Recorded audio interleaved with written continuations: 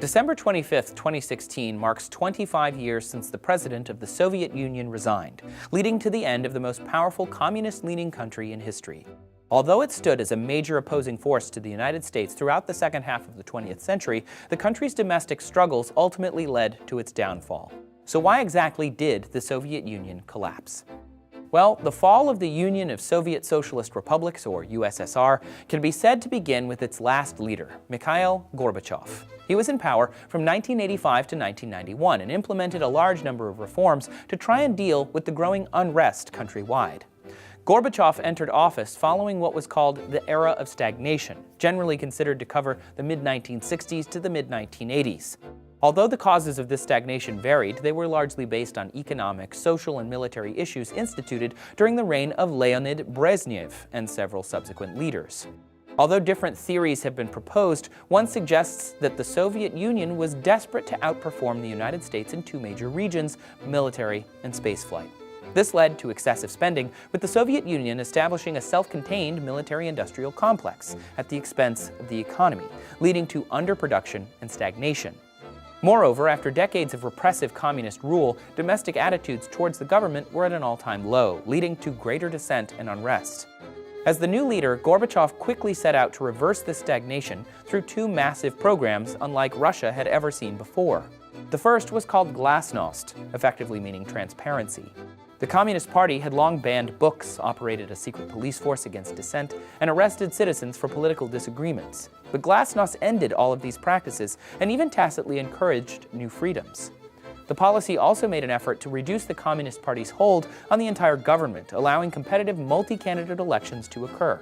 The next stage was called perestroika, or restructuring. This was an effort to move away from the structured economy run entirely by the state, allowing for more private ownership of businesses and semi-free market access. These two new efforts completely shifted the focus of Soviet politics and economy and closely mirrored the Western ideals that had made other countries successful. Unfortunately, the major shift was unable to undo decades of state rule, and in the words of Gorbachev, the old system collapsed before the new one had time to begin working, and the crisis in the society became even more acute. In this interim period, the economy got considerably worse, as did standards of living for nearly all members of the Soviet Union and its satellite states. Slowly, these Eastern European satellite states began to hold free elections, mostly as a result of the Glasnost reform. The first to shift away was Poland, whose newly free elections instituted a non-communist party and ultimately independence. Soon, other satellite states saw their own peaceful transitions of power.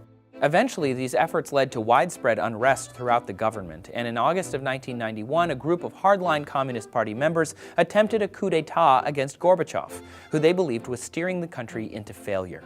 The coup did not work, and Gorbachev resigned as head of the Communist Party, which had tried to overthrow him. It was ultimately dissolved entirely.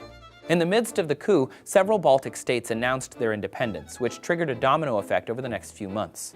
By December of 1991, Ukraine, Russia, Belarus, Armenia, Azerbaijan, Kazakhstan, Kyrgyzstan, Moldova, Turkmenistan, Tajikistan, and Uzbekistan left the Soviet Union.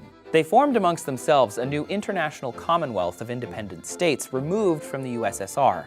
Within a few days, the now powerless USSR government, which technically only had power over Georgia, was dissolved by Gorbachev, ending 69 years of a world power. In the past 25 years, Russia has managed to somewhat recover its former glory, as the Russian Federation is the 13th largest economy in the world, boasting the second most powerful military.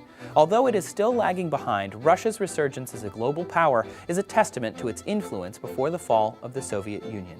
Russia has played a big role in many world conflicts, most recently the Syrian civil war. Its involvement marks the first time since the end of the Cold War that Russia has stepped outside of the former borders of the USSR militarily. Find out more about Russia's role in Syria in this video here. Since the start of the conflict, the government of Russia has openly supported Syrian President Bashar al-Assad, originally in the form of political backing in the UN. Thanks for watching Seeker Daily. Please make sure to like and subscribe for new videos every day.